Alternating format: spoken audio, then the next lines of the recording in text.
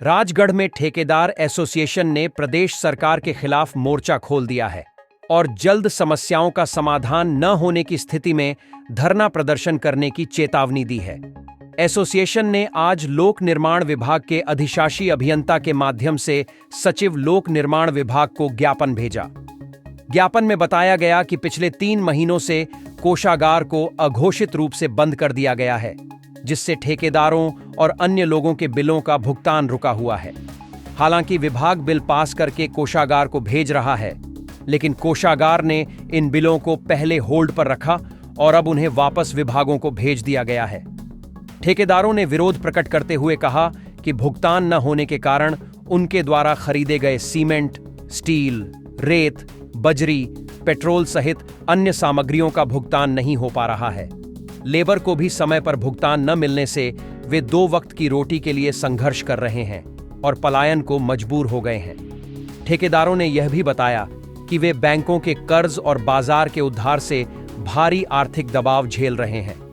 Association ने कहा कि ऐसा पहली बार हुआ है जब प्रदेश में आर्थिक आपातकाल जैसी स्थिति बन गई है।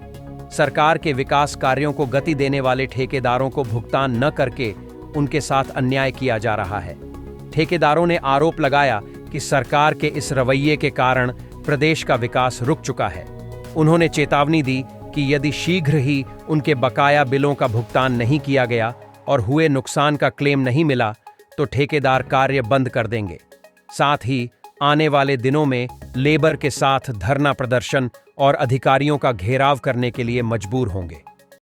आज राजगढ़ कॉन्ट्रैक्टर एसोसिएशन द्वारा एक एक्शन को मोरेंडम सौंपा गया कि जो हमारे प्रदेश में जो आज की डेट में ट्रेजरी की वजह से जो कॉन्ट्रैक्टरों की पेमेंट नहीं हो पा रही है, उसके विषय में आज सारे कॉन्ट्रैक्टर बंधु राजगढ़ में एक्शन साहब को मिले और अपने ज्ञापन उनको सौंपा। हमारी जो समस्या आज की डेट में आ रही है, हमारी जो समस्या है, काम के लिए हमारे पास कोई पैसा नहीं बचा और हमारी ट्रेजरिया सरकार ने सारी बंद कर दी। और इससे क्या हो गया कि जो भी हमारे साइट है वो सारी बंद होने के कगार पे आ चुकी है। लेबरों को हम पैसा नहीं दे पा रहे और लेबरें हमारी आज की डेट में पलायन कर चुकी है। और हमने तो आज एक्शन साहब को अपनी जो गाड़ियों की चाबियां है वो भी सौंप दी है, क्योंकि हमारी जो बैंक से जो किस्तें जो गाड़ियों की वो भी ओवर ड्यू हो चुकी है और ड्राइवर अपने सब भागने के चक्कर में पड़ गए, क्योंकि उनको हमने 3 महीने से कोई सैलरियाँ भी नहीं दी है। दूसरी जो बड़ा इशू आया हुआ है और सबसे बड़ा इशू यह आया है कि विभाग ने जो भी कुछ बंदों की जो पेमेंट की उसमें आरटीजीएस इन्होंने ट्रेजरी भेज दी और ट्रेजरी से वो आरटीजीएस आगे नहीं आ पाई। और उसमें क्या रहा है कि उन्होंने विभाग ने जो है 2% जीएसटी की पेमेंट जमा कर दी और हमारे पोर्टल पे वो खड़ा हो चुका है। जिस ठेकेदार की किसी की भी 1 करोड़ की पेमेंट हुई तो 18 लाख जीएसटी उसका खड़ा हो चुका है और वो 18 लाख जीएसटी कैसे ठेकेदार बंधु दे पाएगा। तो ये भी एक सबसे बड़ा इशू हो चुका है कि क्योंकि वो जिस जीएसटी की वजह से हमारे को जीएसटी वालों के अपने कईयों को सुपरिटेंडेंट के फ़ोन, कईयों को मेल द्वारा नोटिस आ चुके हैं और नोटिस आने से क्या होगा, कई लोगों के अपने जो जीएसटी है वो भी बंद हो रहे हैं और जीएसटी से वो कोई भी चीज़ परचेज नहीं कर पा रहे हैं। दूसरा इशू ये है कि जो छोटे छोटे कार्य थे सारे के सारे उसकी सारी की सारी पेमेंटें आज फंस चुकी है और सारे के सारे कॉन्ट्रैक्टर बहुत बुरी तरह से परेशान है। दूसरा एक एम फार्म का इशू है।